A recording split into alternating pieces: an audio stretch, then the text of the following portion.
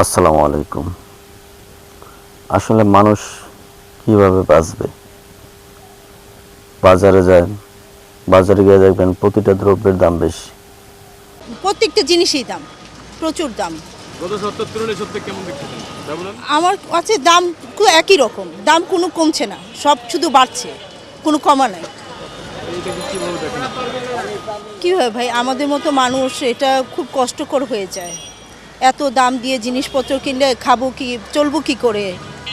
চাল, ডাল, তেল, শাকসবজি, মাছ, মাংস সকল কিছুর দাম বেশি। যারা 14-15 হাজার টাকা ইনকাম করে তাদের বেশিরভাগই চলে যায় এই বাজারের পিছনে। কারেন্ট বিল, যার কারেন্ট বিল আসতো আগে 500-600 টাকা, তার কারেন্ট বিল আসে এখন 2000 টাকা। এখনকার যে আপনার কারেন্ট বিল অতিরিক্ত, যে বেতন এই তুলনায় কারেন্ট বিল দেওয়া আমাদের সম্ভব হয় না। একটা মানুষ কিভাবে 2000 টাকা কারেন্ট বিল দিবে?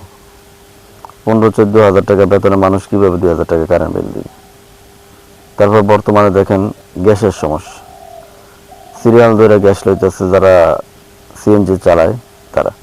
সিএনজিতে উঠতে যাচ্ছে না, আর 4 ঘন্টা 3 ঘন্টা আমরা ভুগছি। আমাদের বাজার রোড থেকে লাইন লাগাইছি, এই পর্যন্ত গাইছি, নাস্তা খামো করতে আর কি করবো, খ্যাপ মারম করতে। গ্যাস না পাওয়া গেলে তো ভাড়া মারা যায় না ভাই। সকালবেলা 8টায় সিরিয়াল দিলে দেখা গেলো 3টা-4টায় গ্যাস পাওয়া যায়।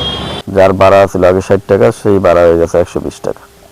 70 টাকা 80 টাকা দিয়া কিশোরগঞ্জ সদর যাইতাম সিএনজি ভাড়া, আজকে কত? আজকে 120 টাকা। আজকে 120 টাকা। মানুষ আসলে কোন দিকে যাবে?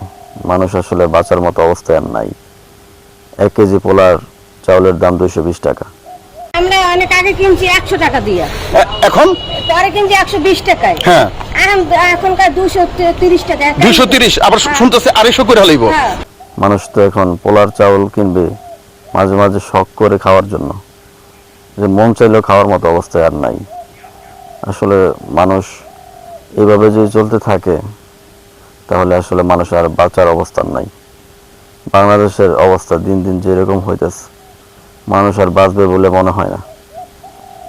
সবাই ভালো থাকবেন। আসসালামু আলাইকুম।